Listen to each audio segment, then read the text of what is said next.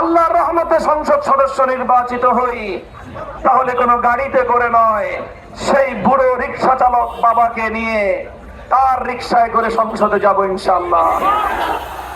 এই পর্যায় পর্যন্ত তাদেরকে নামতে হয়েছে, এটা বাংলার মানুষের জন্য দুঃখজনক একটা ব্যাপার। আমরা এই ব্যাপারে অন্তর্বর্তীকালীন সরকারকে কার্যকর পদক্ষেপ নিয়ে শরীফ ওসমান হাদির পরিবার এবং তার সমস্ত গোটা বাংলার তরুণ প্রজন্মকে আশ্বস্ত করার উদাত্ত আহ্বান জানাচ্ছি।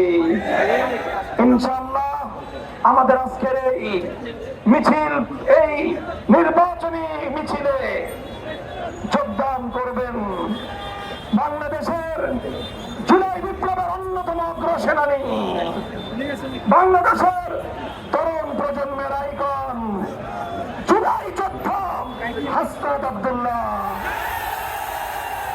ইনশাআল্লাহ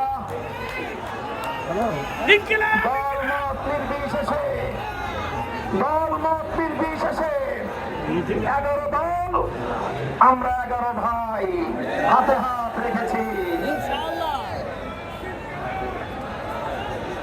বাংলাদেশ জামাতে ইসলামী, বাংলাদেশ খেলাফত মজলিস, জাতীয় নাগরিক পার্টি এনসিপি, খেলাফত মজলিস, নিজামে ইসলাম পার্টি, বাংলাদেশ খেলাফত আন্দোলন, আমার Bangladesh party, liberal democratic party, জাতীয় গণতান্ত্রিক পার্টি, Bangladesh development party, Bangladesh labour party, 11টি দল আজ আমরা ঐক্যবদ্ধ হয়েছি।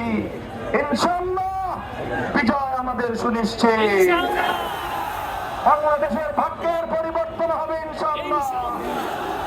আমি ওয়াদা করেছি, মোহাম্মদপুরের এক বৃদ্ধ বাবার বয়সী রিক্সা চালক, তিনি তার সারাদিনের উপার্জনের পবিত্র পয়সা আমাকে উপহার দিয়েছেন নির্বাচনী কাজে খরচ করার জন্য।